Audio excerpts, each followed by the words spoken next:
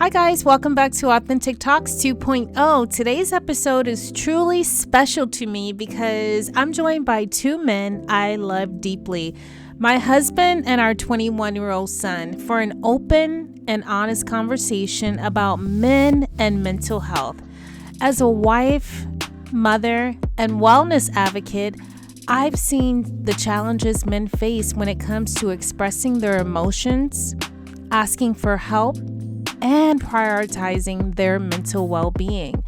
This is not just a talk, it's a heart-to-heart. We're diving into the generational differences, the pressures men carry silently, and how we as a family are breaking those barriers. Whether you're a man listening in or someone who loves to support one, this episode is for you.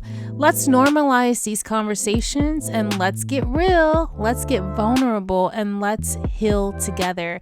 You guys, it's been a while since Jaden and my husband have been on the podcast. It was back when we did the episode on frequencies, and then Jaden later joined me again for an authentic teen talk. And so I'm excited to have them back because that was back in 2021, and so I'm super excited about today's episode. I really am. I'm actually going to ask both of them 3 questions each, and then we're just gonna go from there and see where it leads.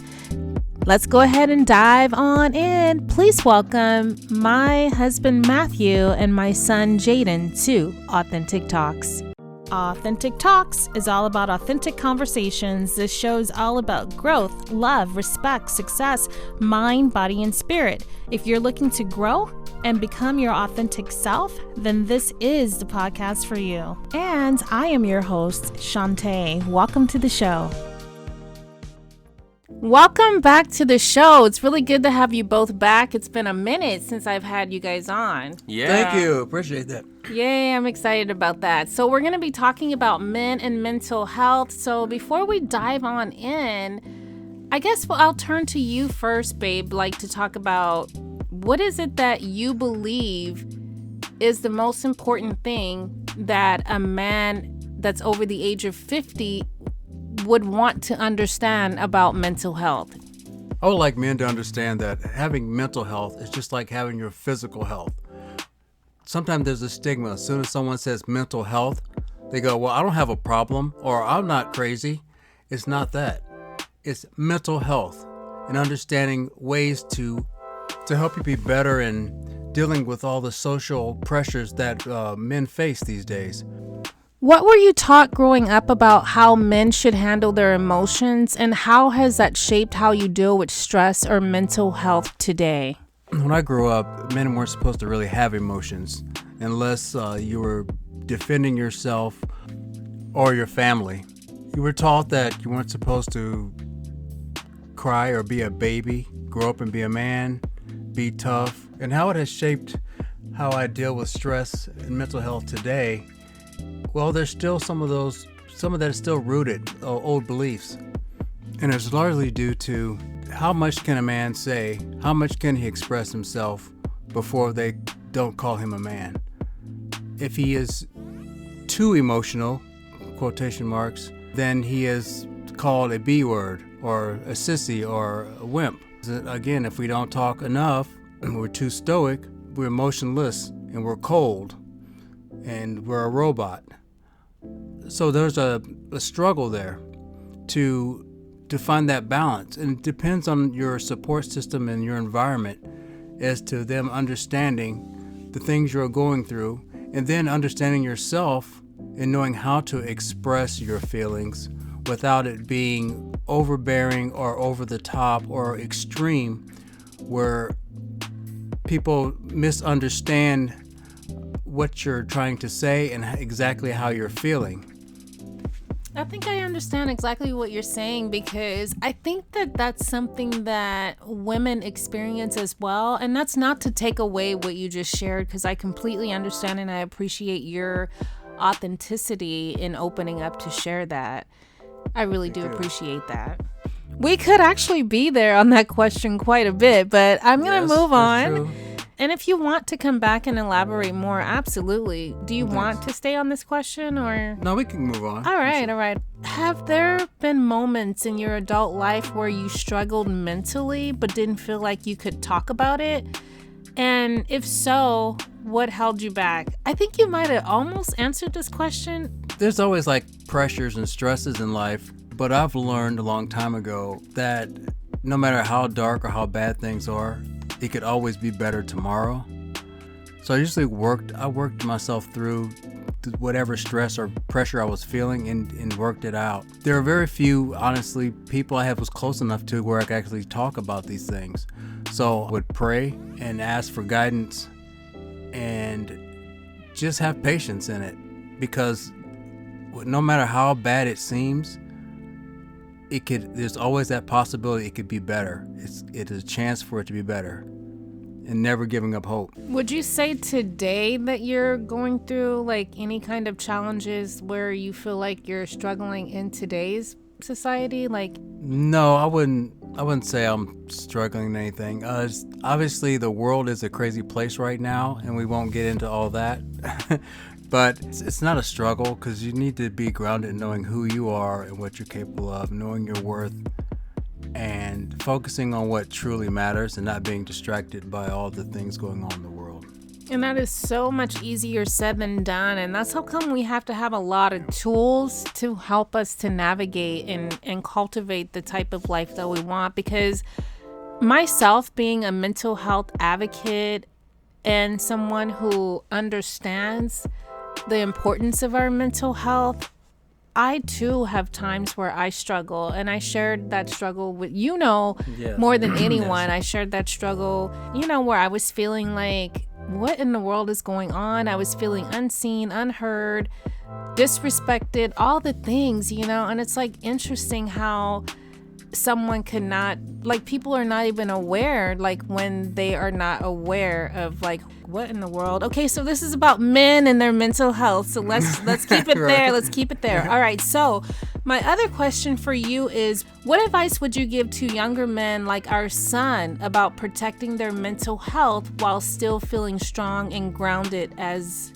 a man? I would just tell them that they always have someone, or if they at least find someone. If we're here for him to talk to, but even if we weren't here, find someone they can trust in and confide in, and that they can feel safe to express their feelings and thoughts, so they can get it out and not hold it in, and not let it build up and cause other problems physically and as well as mental. And I love that you say they, because we do have more than one son. The thing that's really interesting about it is that when I was talking, it's like I was posing my question for Jaden, the 21-year-old, but we do have a 13-year-old son, and I do, as well as I have older sons as well. And I love the answer that you shared, because that it's befitting for all of them.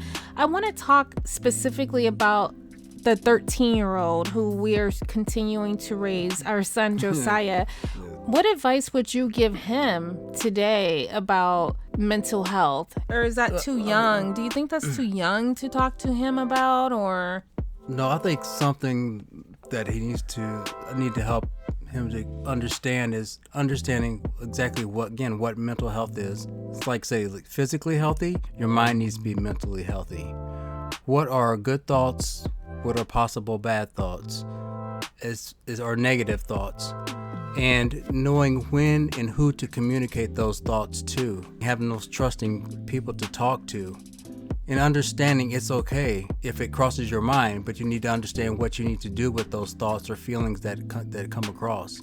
What do you do with them? And that's the key. I love that. Thank you so much for coming back on the show again. And you're still here, but I'm now going to talk with Jaden, but don't go anywhere. Stay with us. I'll be right here. Stay with us, All right, Jaden, I have a few questions for you now.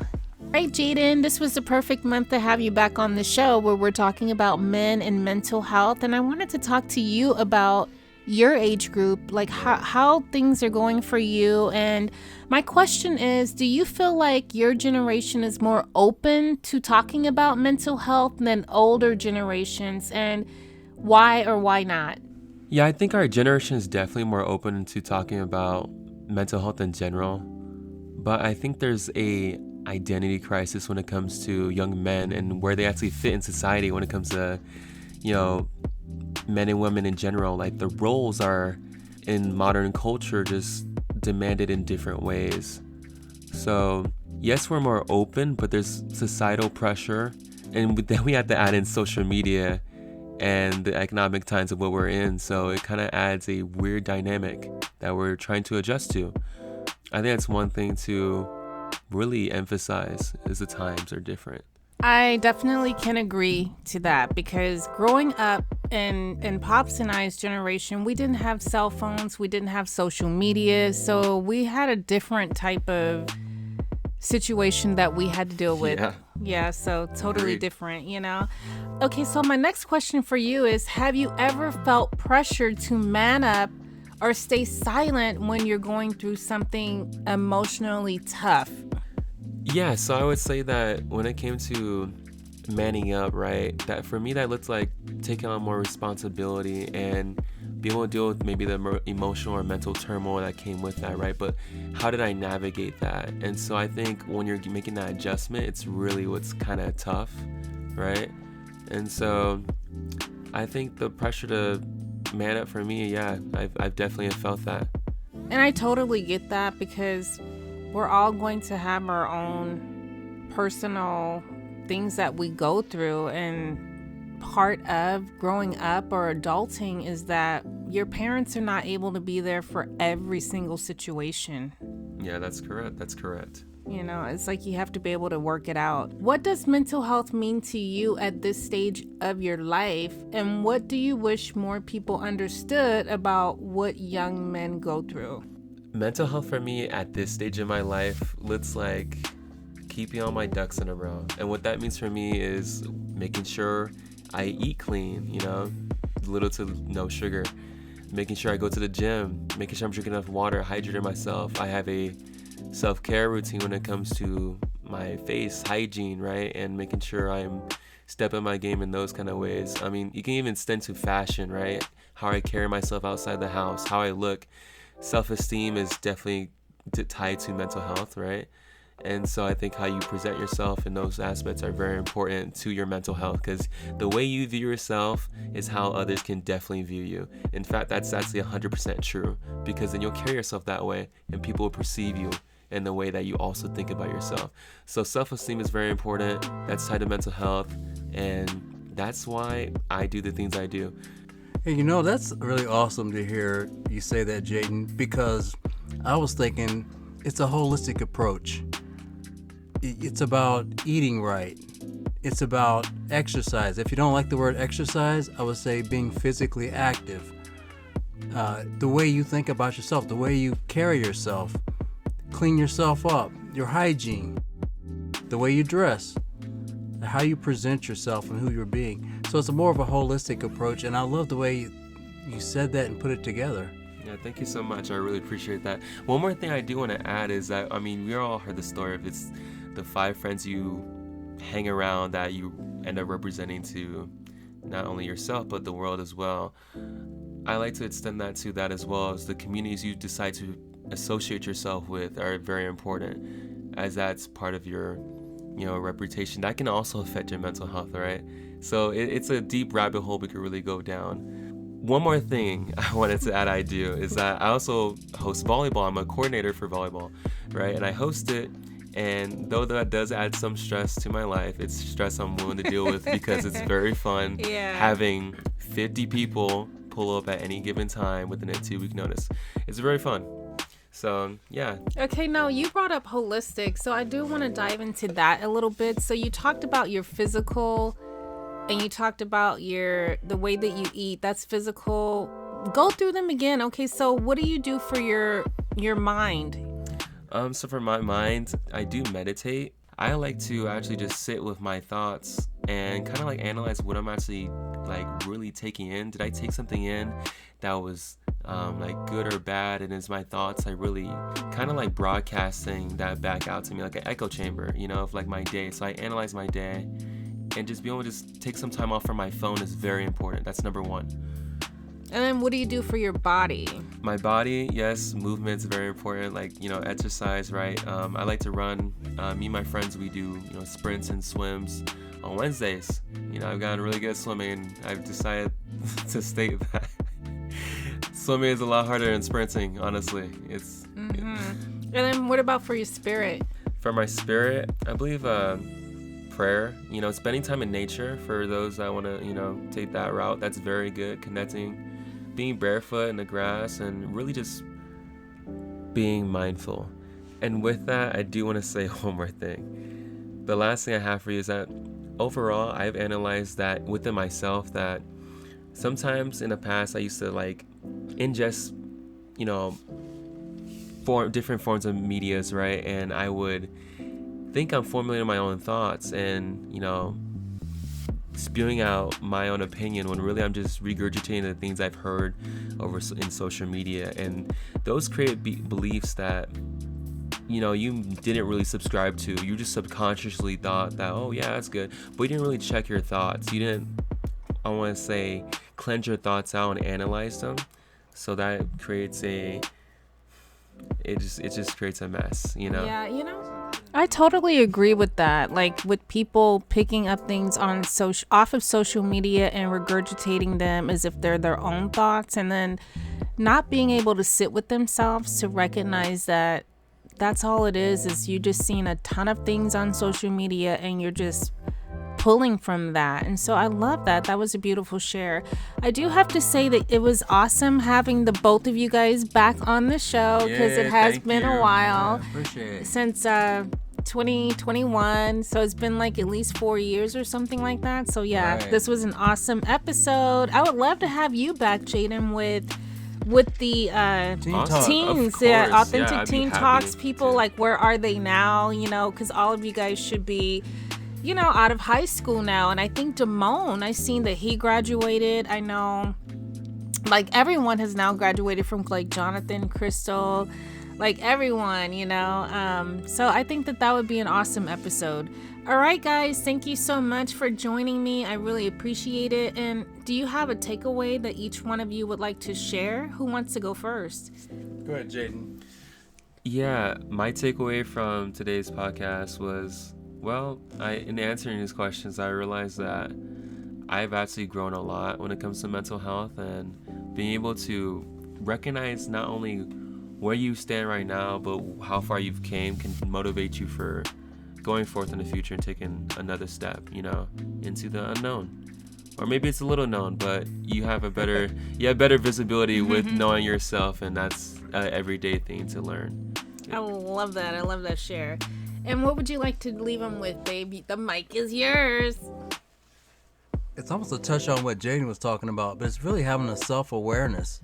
Awareness of what you're feeling and immersed in your thoughts. And asking the questions. Is it something that is right for me, or is it wrong for me, or is it hindering me, or is it helping me? And then seek guidance in trying to sort through and work through those issues if this becomes a problem for you. And it's okay. It's nothing wrong with getting help if you need help. That's what we're all here for.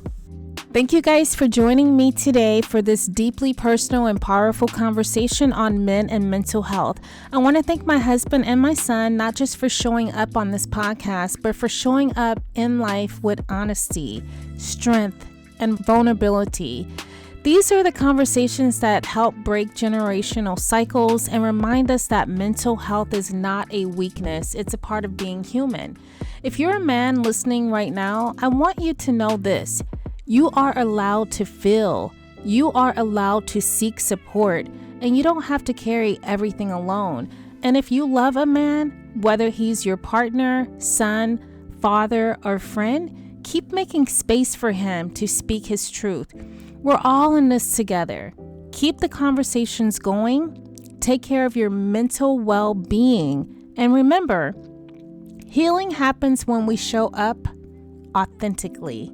Until next time, take care of yourselves and each other. Thank you all so much for tuning in. I'm Shantae with Authentic Talks.